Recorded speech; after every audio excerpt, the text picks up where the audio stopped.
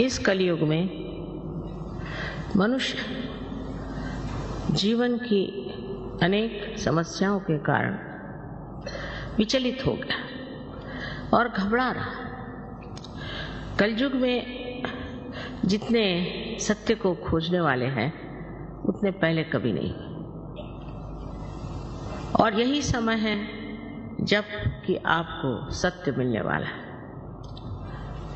लेकिन ये समझ लेना चाहिए कि हम कौन से सत्य को खोज रहे हैं, क्या खोज रहे हैं। नहीं तो किसी भी चीज के पीछे हम लग करके ये सोचने लग जाते हैं कि यही सत्य है। इसका कारण यह है कि हमें अभी तक केवल सत्य, एब्सोल्यूट ट्रूथ मालूम है।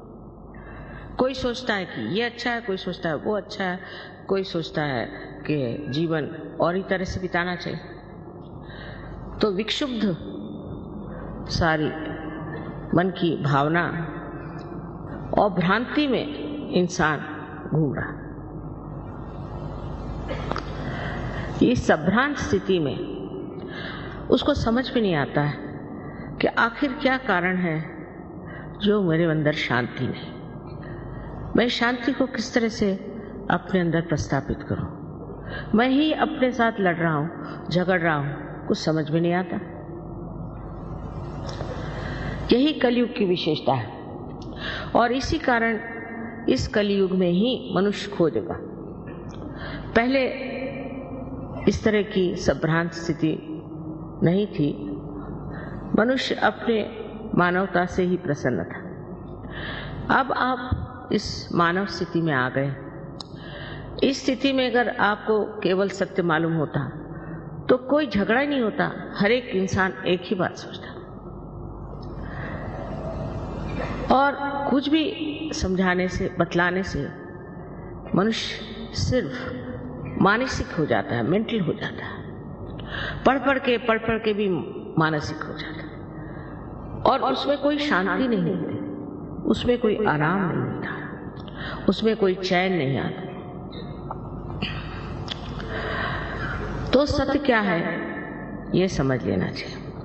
अब बात यह है कि मैं जो कुछ भी आपके सामने बात कहूं इसे आप एकदम से मान्य मत करें, क्योंकि अंधश्रद्धा से हम लोग पहले ही पीड़ित हैं। स्पेशली बंगाल में तो मैं सोचती हूँ यहाँ पर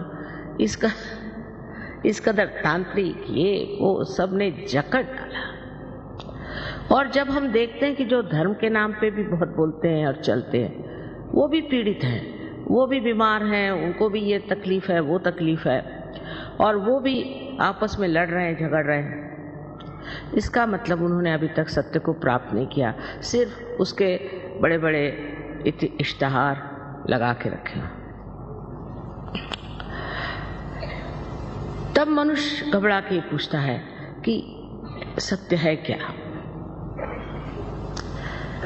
सत्य और प्रेम ये दोनों एक चीज है। आश्चर्य की बात है, इसका मिलाप लोग समझ नहीं पाते। समझ लीजिए आप किसी को नितांत प्रेम करते हैं तो आप उसके बारे में हर एक छोटी छोटी बातें जान लेते, पर ये परमात्मा का प्रेम है, ये दैवी प्रेम है। इस प्रेम को सत्य मान लीजिए, ऐसा मैं नहीं कहूंगी, पर यह सिद्ध हो सकता है। उसके लिए आपको इस मानव चेतना से, ह्यूमन अवेयरनेस से ऊपर उठना होगा। तभी आप समझ पाएंगे कि सत्य और प्रेम एक ही चीज है।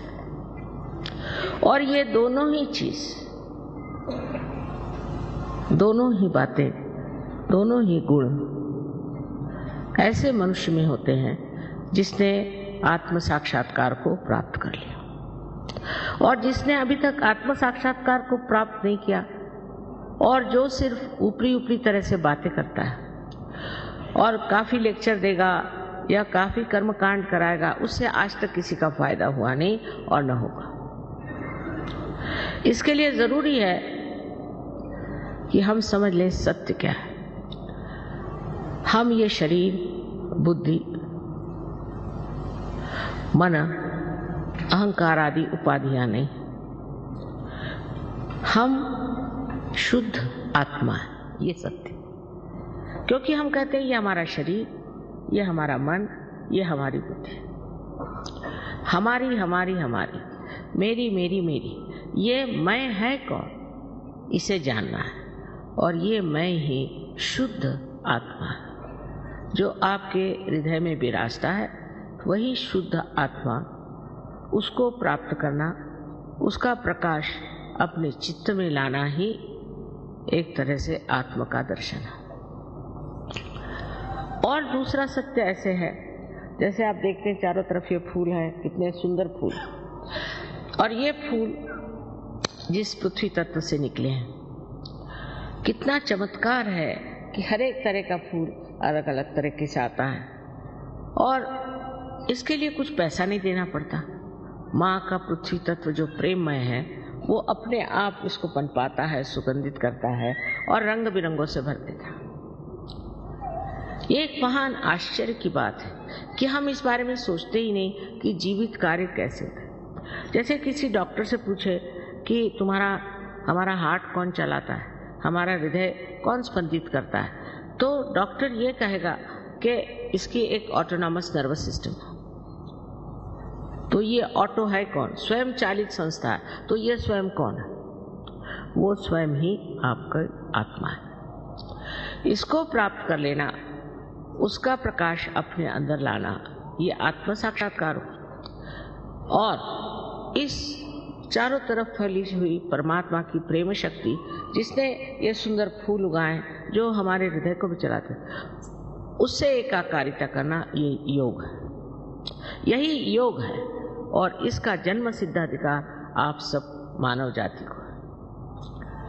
लेकिन इसको प्राप्त करने के लिए अगर कोई मूढ़ हो तो वो नहीं प्राप्त कर सकता, कोई बेवकूफ हो वो नहीं, कोई उद्दाम मगरूर हो वो नहीं प्राप्त कर सकता।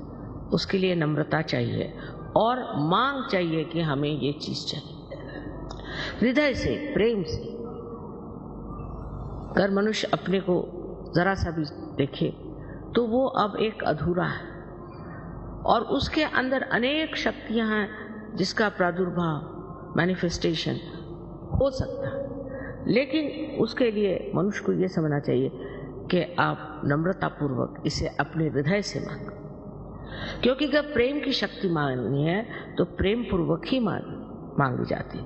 लड़ाई झगड़े से और परेशान करने से ये शक्ति कभी भी प्राप्त नहीं। इस शक्ति के बारे में आपको पहले बता ही चुके हैं वो कि त्रिकोणाकार अस्थि में ये शक्ति कुंडलिनी नाम की है। अब ये कोई नई बात मैं नहीं कह रही हूँ। हमारे शास्त्रों में छठी, समझ लीजिए छठी शताब्दी, जबकि शंकराचार्य है, उन्होंने इस पर बात की।